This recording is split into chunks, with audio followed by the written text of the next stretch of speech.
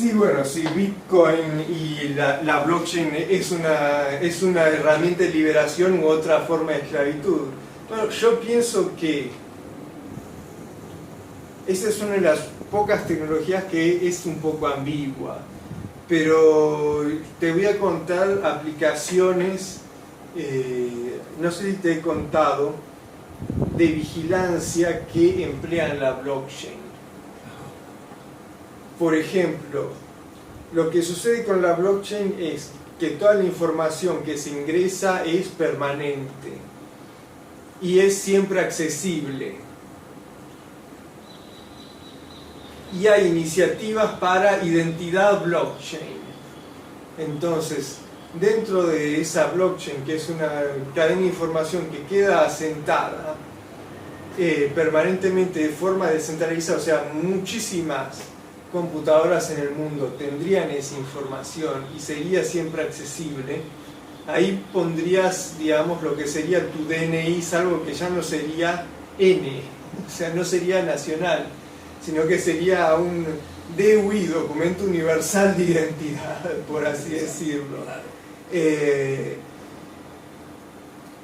Y esa información podría incluir cualquier cantidad de datos sobre vos que no tendría jamás forma de borrar.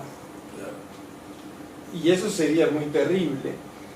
Y esos datos podrían irse actualizando con tus empleadores, tus signos biométricos, cosas que te pueden identificar por huella digital o por el iris o por tu ADN directamente.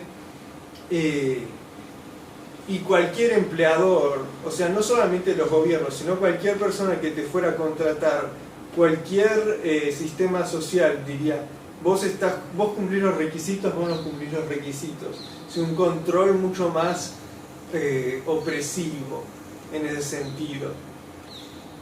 Y no tendrías ningún tipo de forma de escapar de eso, porque obviamente también estarías chipeado en esas circunstancias.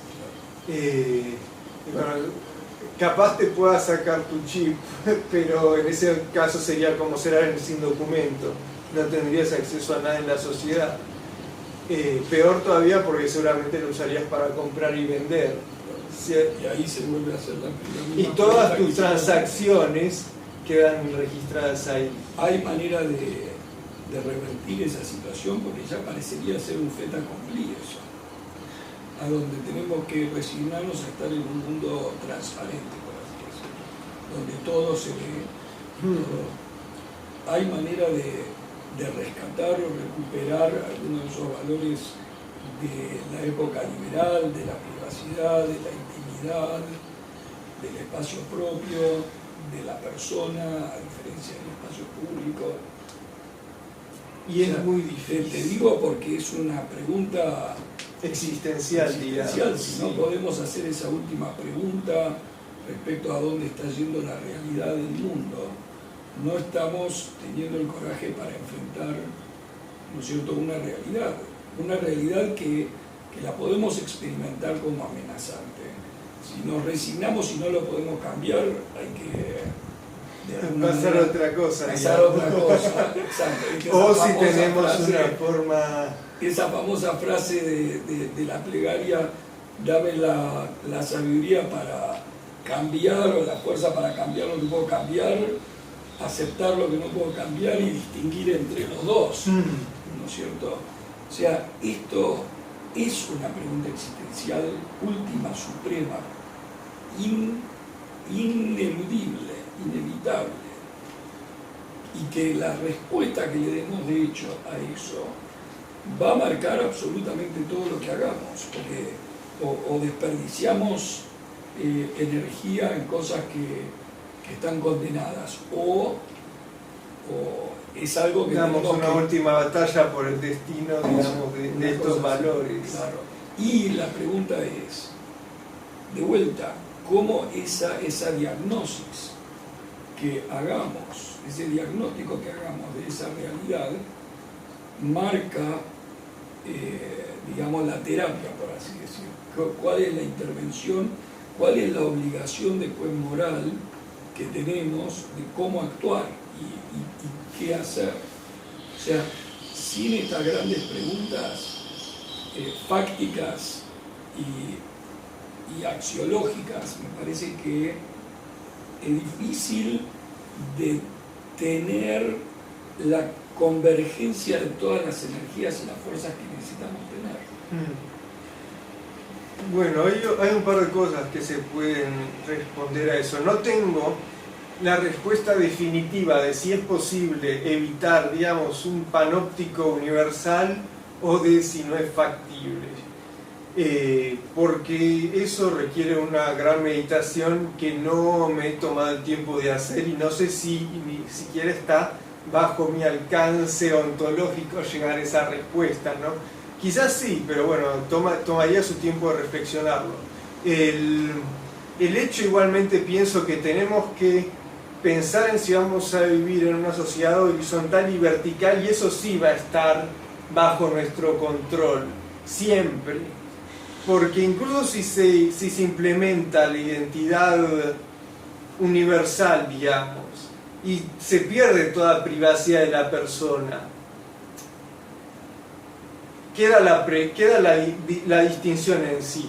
Todo eso va a estar gobernado por un estado corporativo totalitario, por ponerlo en términos fácilmente comprensibles, o por una terrible inteligencia artificial impersonal, el algoritmo en la nube, bajo el cual no tenemos ningún tipo de poder ni comprensión, que es algo a lo cual ya nos estamos dirigiendo, en el sentido de que solamente podemos especular respecto a las cosas que nos muestra, como hicimos la otra vez. Yo dije, ¿y por qué me está mostrando esto justo después de que hablamos de este tema? Y probablemente existe la transcripción de bla bla bla, pero no es pública esa información. Entonces, en ese sentido, hay una distinción entre o sabemos lo que está o vivimos en una sociedad jerárquica totalitaria en la cual no sabemos lo que está ocurriendo y somos esclavos de esa tecnología, o vivimos en una sociedad con la misma tecnología invasiva, sin privacidad, etcétera, etcétera, pero transparente también para nosotros mismos, y decimos, bueno, esto está pasando porque hice tal cosa, tengo el control de realizar tal otra cosa para contrarrestarlo, o como no existe una autoridad central, yo decido descartar esta identidad y tomar una nueva, como ha ocurrido hasta ahora en el Internet, digamos, que uno puede conseguir una identidad nueva, ficticia, alternativa, con la cual se muestra de otra manera, muestra otro aspecto de su persona, que no es que hay que decir que una es verdadera y otra es falsa, que es algo, creo que el mismo Mauricio, digamos, movilizaba mucho esto de tener distintos aspectos en su persona, digamos, distintas facetas que mostrar a distintos grupos, y todos ellos son legítimos, todos ellos son él.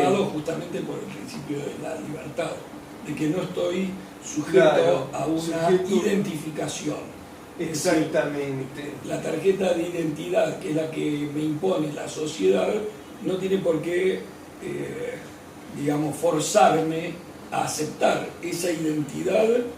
Iría en contra de mi libertad, mi independencia, mi singularidad.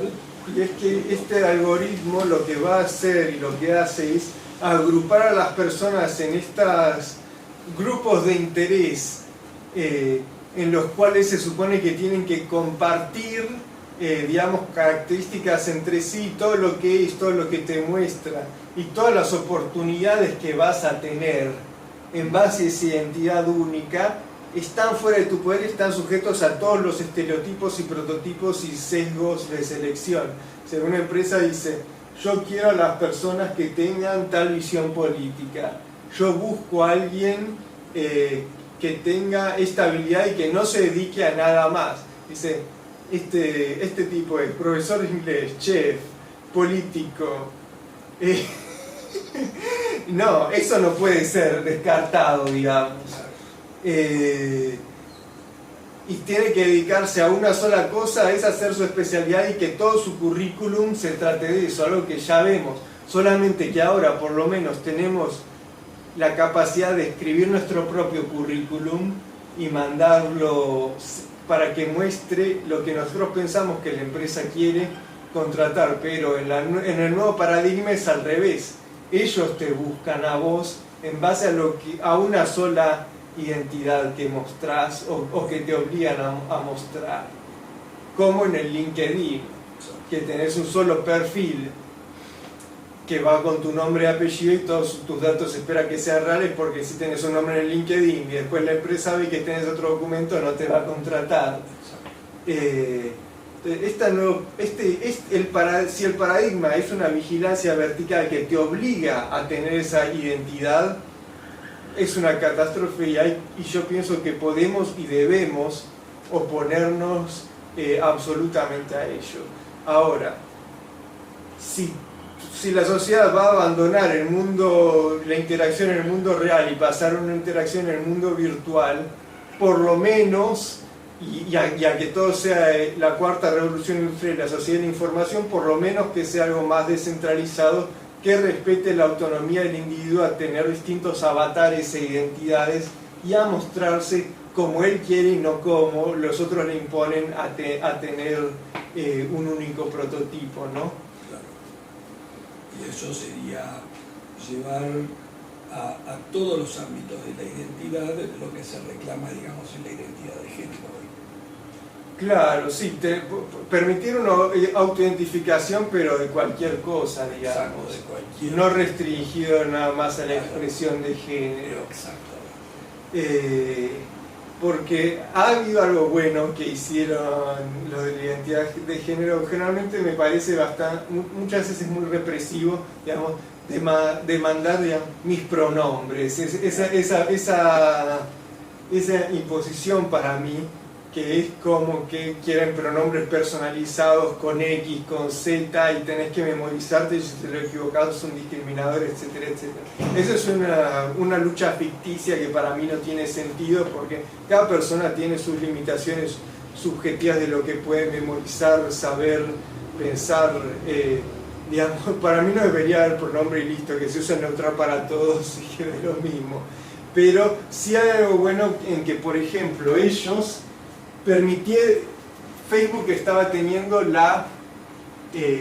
lo sigue teniendo en parte, la política de nombre real. En el sentido de que tú tenés que usar tu nombre legal en Facebook, en teoría. Pero los de la identidad de género dijeron no, porque hay gente que no puede hacer legalmente el cambio de género y los estarías obligando a usar un nombre de otro género. Entonces ahí Facebook relajó su política de nombre real para permitir por lo menos este tipo de alias. Pero si reconociera el derecho a autoidentificación, como dijiste, a todos los ámbitos de la vida, entonces ya no sería posible ese control absoluto, digamos. Pero bueno, por otro lado están las personas como Bernardo y como otros de mis conocidos que también están en estos temas, que son mucho más rígidos de lo que vos sos, a pesar de que tienen mi edad, algunos de ellos, en el sentido de que quieren resistirse a la fluidez de la identidad, que para ellos, digamos, eso se trata de biofobia y que tendríamos que volver completamente al mundo real y parar el proceso de virtualización de la vida humana. Pero, como vos decís, tal vez es una batalla que no se puede ganar. Pero bueno, vale la pena presentar que existe esa perspectiva y que no todos van a resignarse, digamos, a la pérdida de principio. Es decir, al contrario, buscar una identidad rígida, pero que esa identidad rígida sea la identidad biológica y que se dé en el ámbito de persona a persona. Claro. Y bueno, lo que pasa es que hay, yo creo, algo que afirma dentro nuestro, de la ética y la moral, el valor de la vida, el valor de lo biológico y de digamos, la persona de carne y hueso, de alguna manera, que hay algo sagrado en esa dimensión de nuestro ser que está siendo atacado de la virtualidad y la cuantificación algorítmica y la definición, por así decir, de quiénes somos. Hay, yo digo, una desacralización del ser humano, no a partir, como diría, ¿viste?, la sociedad de la disciplina de Foucault y el control biopolítico, sino a partir de estas otras cosas que denuncia Byung-Chul Han de la nueva sociedad, que también son amenazantes al ser humano, a la integridad del ser humano, y a lo sagrado, desde una perspectiva religiosa, diríamos lo sagrado de la imagen divina del ser humano, que atraviesa no está en el alma solamente, como sí, sino también en el cuerpo. Es decir, que hay algo sagrado en el ser humano que estamos llamados a proteger. Entonces, el cuestionar estos procesos, entre comillas, civilizatorios, sistémicos, yo creo que está enraizado en una intuición ética, en un valor muy hondo y muy profundo de nuestra humanidad. Creo que hay muchas cosas en juego en eso. Yo creo que ahí estaba también, digamos, la intuición inmediata, espontánea de Mauricio de ir en contra de lo electrónico, de lo virtual y de los números y de las múltiples identidades sistémicas a las que se somete al ser humano y a la sociedad, el conjunto de los seres humanos, ¿no? Es que se puede pensar bajo esa perspectiva que una sociedad hiperconectada, aunque no esté sometida por las corporaciones y los... Primero que nada, yo sigo pensando que el Estado y las corporaciones serían, digamos, el primer enemigo de la libertad humana bajo la presente circunstancia. Pero podemos pensar, en teoría, si existe todavía una sociedad virtual hiperconectada, horizontal, descentralizada, si no está sujeto al mismo tipo de presión, pero de tus propios pares. O sea, perdés tu autonomía como persona porque al estar dentro de ese ámbito virtual donde puedes ser cualquier cosa, en cierta manera dejas de tener la excusa para ser vos mismo. Si otros esperan que seas de una manera distinta, tenés que ser de esa manera.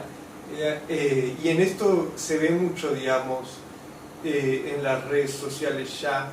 En cierta manera, aunque esté manipulada esta opinión de forma centralizada, el ataque horizontal, digamos, a conformarse, o sea, del like, claro, el like, el dislike, el reportar, las burlas, digamos, en Twitter y todo lo demás, son una gran presión de conformidad, que en una sociedad hiperconectada, donde no tenés una audiencia de 2 o 3 personas o 4 o 5 que conoces, sino que estás en una audiencia ante miles de millones de desconocidos, todos los cuales son susceptibles de juzgarte. Exacto. Y el ser humano tiene dentro de su conciencia una gran aversión al rechazo social, un gran miedo de ser excluido por los otros, que va a amoldarse a esa inmensa presión. O sea, que no es solamente lo que dice Byung-Chul Han de la autoexplotación, que es mucho peor que la explotación de un amo externo. Claro. Que vos sos amo y esclavo al mismo tiempo,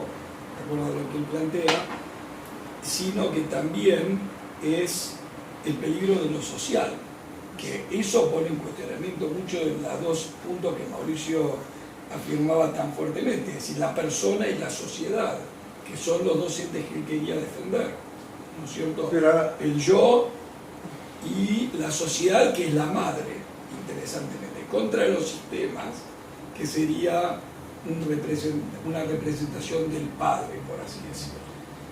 Pensemos Entonces, igual que Mauricio quería construir un yo tan fuerte, sí, que no le importara absolutamente nada lo que otros pensaran lo que de otros él. pensarán, exacto. ese es un caveat muy grande, total y absolutamente de acuerdo. Es decir, pero la pregunta es ahí porque él veía que esos otros no eran soberanos realmente, eran funcionales al sistema, estaban totalmente dándole expresión a lo que el sistema a través de la cultura, los medios, etcétera, estaba haciendo contra la persona, contra el individuo. Entonces la sociedad estaba tomada, estaba amansada. Claro, sí, lo podemos ver también como la metáfora que él decía de la Matrix. Están todos conectados a la Matrix, pero no es una Matrix libre, sino que también tiene los agentes que actúan como la policía del disidente. Pero al mismo tiempo está la metáfora de que cualquier persona puede convertirse en un agente. Y eso significa que, metafóricamente, que en su subjetividad está sometida al sistema y es... Exacto, y es lo que se puede decir. Uno, el buchón, acá en Argentina. Y si no, también, si lo vemos, por ejemplo, con la experiencia del clima, ¿no es cierto?, que una sociedad en la cual la familia tenía tanto valor, pero dentro de la familia estaban los delatores, de alguna manera. Los delatores de los propios miembros de la familia frente al sistema policíaco. Ahora, ¿por qué lo estoy trayendo esto? Porque de alguna manera en este sistema estamos diciendo que todos somos posibles delatores de todos. Y pasa que, como vos decís, hay que tomar en cuenta que estos sistemas de redes sociales como Twitter, como Facebook, todo lo demás está manipulado por el algoritmo. No sabemos si funcionaran de forma totalmente libre, si existirían este tipo de dinámicas sociales tan nocivas que conducen a la autocensura y al auto-odio, digamos, de las personas. Es decir, si yo no encajo con lo que se espera de mí, entonces no tengo ningún valor. No sabemos cómo funcionaría eso en una red social totalmente libre y descentralizada porque no existe en la misma escala, porque ya vivimos en el mundo real hace cientos de años en una sociedad extremadamente jerárquica, que es todo lo que pongo en la de la domesticación humana. Pero para mí vale la pena, por lo menos, intentar, digamos, hacer lo que dice Mauricio, de poner la sociedad sobre la institución y ver el resultado.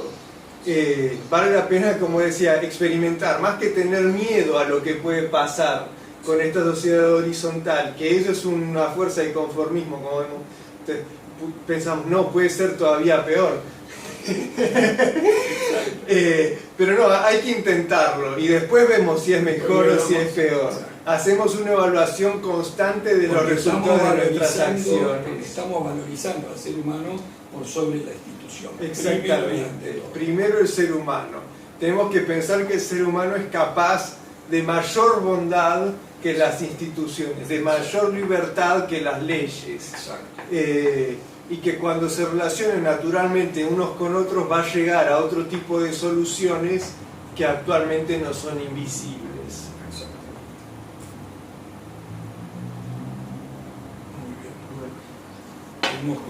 Hemos concluido hace un segundo tomo. A ver si